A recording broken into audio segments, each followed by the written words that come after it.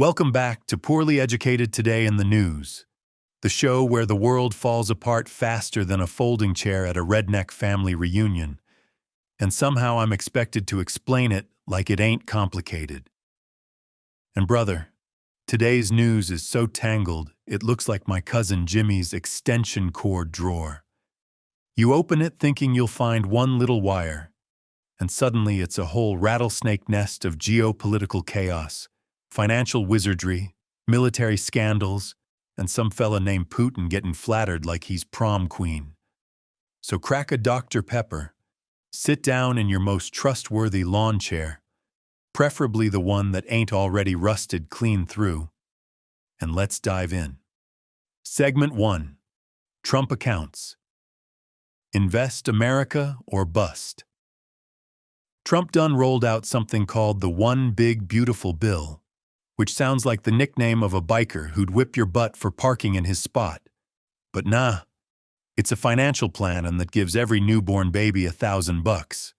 Not for diapers, not for formula, not even for one of them fancy baby strollers with off-road tires. Nope. This is money for the stock market. Because apparently babies are now investors. Next thing you know, they'll be day trading from a high chair, slamming their sippy cups, yelling, "Sell, sell, sell." And then Michael Dell shows up like Santa Claus but with a spreadsheet, dropping $6.25 billion into the mix. Only catch is your kids gotta live somewhere with a median income under $150,000, which is pretty much everywhere, except whichever gated community keeps writing HOA violation letters every time I park my truck nose first. But critics say the real winners will be rich folks who can dump $5,000 extra a year per kid. Which means in 18 years, those rich kids' stock accounts gonna look like a miracle, while poor kids' accounts still look like a fishing cooler after a long day. One sad Lyle melted ice cube and maybe a soggy sandwich wrapper. And plus, if the market crashes right when your kid turns 18, that money's gonna shrivel faster than a worm in a skillet. Nothing says congratulations on adulthood like discovering your college fund evaporated like a fart in the wind. Segment 2. DC attack, immigration crackdown, and the FBI in full meltdown mode. Washington, D.C. is basically running on panic fumes after a National Guard ambush left Specialist Sarah Beckstrom dead and Sergeant Wolf fighting for his life. The suspect, an Afghan evacuee who came over through Biden's Operation Allies Welcome, which has turned into Operation Everyone Scream Real Loud. While politicians blame each other, Kristi Noem jumped on TV so fast she must have had rollerblades on, yelling that the previous administration let in thousands of potential terrorists. Which is wild, because I ain't never seen anyone pivot from tragedy to campaign speech that fast, except my Uncle Randy, who once turned a lightning strike on his outhouse into a 45-minute rant on building codes. And right as the FBI is supposed to be handling all this, they're in open mutiny. A whole report says Director Kash Patel is so overwhelmed, the FBI is paralyzed by fear. If your country's premier investigative force is paralyzed by fear, that ain't a good Yelp review. And then you got DHS ending temporary protected status for Haitians, which slams the door on 340,000 people who've been legally living and working here. Trump says he's pausing all asylum decisions, which is basically like telling thousands of desperate folks to stand outside the DMV forever with no sandwich. Then, as if domestic chaos ain't enough, here comes a war crimes controversy involving Pete Hegseth and a double-tap missile strike in the Caribbean. Folks, when your Secretary of Defense is being investigated for "leave no survivors," that's the kind of thing even Hollywood would say is too evil for the villain. Segment 3. Russia, Ukraine, and the "please compliment my president" diplomatic strategy. Now we gotta talk about the foreign policy circus, which today feels like someone took Risk, Yahtzee, and Moonshine Jenga and shook it all together inside a paint mixer. Because somehow, America's lead negotiator to Russia, real estate guy Steve Witkoff, was caught on a leaked transcript telling Putin's team how to flatter Trump. And not just normal flattery, like, "Hey, you look nice today." No, my man said Putin should call Trump a man of peace and congratulate him on his Gaza deal. Look, when you're giving another country the cheat codes for manipulating your own president, that ain't diplomacy. That's customer service. But the train ain't stopping. Witkoff and Jared Kushner are literally in Moscow right now, sitting down with Putin like it's a timeshare presentation. Meanwhile, Ukraine's out here sweating bullets because the version of the peace plan they keep hearing about involves giving away Donbass, shrinking their army, and waiting 10 years hoping the US doesn't elect someone who thinks Ukraine is spelled Ukraine. And Europe? Europe is losing its mind. EU Chief Kaja Kallas said the US and Russia are negotiating over Ukraine without Europe, like someone planning a wedding without inviting the bride. And I get it. If I woke up to find two strangers negotiating the future of my house while I'm still in the shower, I'd be mad too. Segment 4. Venezuela Blockade. Leave the country now or else. All right, y'all. Buckle your seatbelts because we're taking a quick boat ride down to Venezuela, where Trump basically called up Nicolas Maduro on November 21st and said, "Pack your bags, buddy, time to skedaddle." And Maduro said, "Nah." So Trump said, "Well then we're about to blockade your whole coastline like it's Black Friday at Bass Pro Shops." So now we've got the biggest naval buildup since the Cuban Missile Crisis. Entire Venezuelan airspace shut down. U.S. ships blasting drug-smuggling boats, and over 80 people have been killed. And Maduro is yelling about slaves' peace, which is dramatic even by dictator standards. Usually dictators yell things like victory or treason or this wasn't me, but Maduro went full Shakespeare monologue. Analysts say Trump may attempt decapitation strikes before Christmas. Nothing says holiday spirit like a geopolitical fruitcake filled with explosives. The wildest part? Trump pardoned Juan Orlando Hernandez, the Honduran president who got busted for drug trafficking. This man was serving 45 years. Trump freed him like he's his cousin at the county jail who just needs another chance. Meanwhile, Venezuela's drug smugglers get missiles. Same crime, different hemisphere, depending on whether they vote the way you like. Segment 5. Honduras election, technical tie and tactical threats. Speaking of Honduras, the election down there is tighter than my boots after Thanksgiving dinner.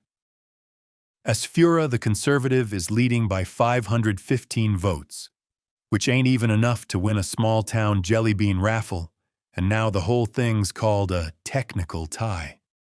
And Trump jumps in like that one uncle who won't shut up during Monopoly, threatening to cut U.S. aid if his preferred guy doesn't win. He said, "If he doesn't win, we ain't throwing good money after bad." Sir, you just pardoned a drug lord? The definition of throwing good money after bad has entered the chat. The vote-counting machines broke down, and both sides are screaming fraud, and Trump told Honduran officials there'll be hell to pay if the results get changed. I don't know about y'all, but anytime a superpower starts yelling hell to pay at a Central American nation, history books get thick real fast. Segment 6. Costco versus tariffs. The Supreme Court is about to go shopping. Time to talk about the economy, or as I call it, the thing that keeps giving me panic sweats at 3 a.m. Costco, yes, the place where you buy 40 pounds of mayonnaise because it's somehow cheaper than one jar, has sued the Trump administration over tariffs. They say Trump used emergency powers that don't let him create tariffs. If Costco wins, the government might owe companies $88 billion in refunds, and the projected $2.3 trillion over the next decade evaporates like spilled beer on a summer sidewalk. Imagine the Supreme Court announcing, "We find in favor of Costco." And all 9 justices walk out holding rotisserie chickens. Stock markets are jittery but greenish today. NASDAQ up, MongoDB up, Bitcoin bouncing between $87,000 and $92,000 like a squirrel hopped up on Mountain Dew. Japan might raise interest rates, which could blow up the global carry trade, which I do not fully understand, but I am 98% sure it involves rich people playing financial hopscotch at speeds that would kill a normal man. Segment 7. AI Code Red. ChatGPT, Google, and the robot throwdown. Now we move to the tech world, where OpenAI has declared Code Red, which is what I yell when my grill catches on fire, but I still think I can save the burgers. Apparently, Google's Gemini 3 is now so powerful, it's beating ChatGPT in reasoning and coding benchmarks. Google has Chrome and Android to shove it onto every device on Earth, like Oprah handing out cars. You get a Gemini, you get a Gemini. So Sam Altman basically told OpenAI to drop everything except improving ChatGPT.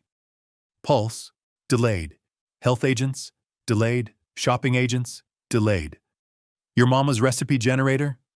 Probably delayed.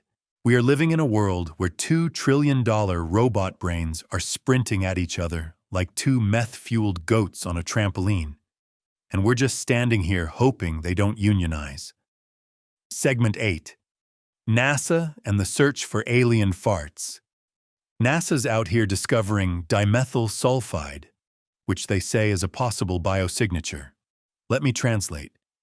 They found a space chemical that on Earth is basically produced by marine algae, or, as the internet instantly called it, alien farts. JWST keeps finding planets that look like they're either forming moons or shedding their atmospheres like a snake with seasonal allergies. And NASA's Pandora mission is coming up next.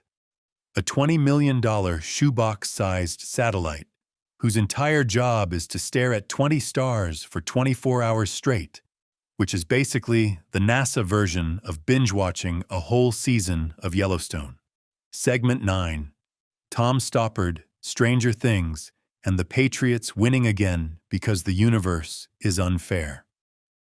Tom Stoppard passed away at 88, which is sad, because the man could write dialogue so smart it made me feel like my brain was a rusty toolbox. King Charles called him a dear friend, Mick Jagger called him his favorite playwright, and I call him the guy who made high school English class way harder than it needed to be. Stranger Things. Season 5 dropped, and apparently Will now has telekinetic Vecna powers. Max is stuck in a mindscape with some poor girl named Holly, and Kali's back. I ain't seen this many plot twists since the time my cousin used WD-40 as cooking spray. Meanwhile, the Patriots beat the Giants 33-15. Drake May threw for 282 yards, and Marcus Jones ran a punt back 94 yards, because apparently the Giants forgot you're supposed to tackle people. In conclusion, today's news looks like the final exam for a college class called What If Everything Happened All at Once 101, and buddy, I ain't studied. We've got babies becoming stock market investors, immigration fights turning into political street brawls, FBI agents afraid to walk down their own hallways, Russia and America negotiating Ukraine's future like it's a coupon swap, and a naval blockade that feels one wrong radio call away from a Michael Bay movie. We got Honduras caught in the middle like a chihuahua between 2 fighting Rottweilers, Costco dragging the president to court like they're returning a broken garden hose, AI companies throwing down like 2 robot gladiators in a Silicon Coliseum, NASA sniffing alien burps, Stranger things melting people's brains again, and the Patriots somehow still winning in the year 2025, which should honestly be investigated as a crime. But that's why you tune in to the Poorly Educated podcast. Because we will always be here, sitting in our camping chairs, cooler full of questionable beverages, trying to make sense of a world that has absolutely no interest in making sense. Same time tomorrow, folks. And remember, if the world's on fire, at least roast a marshmallow.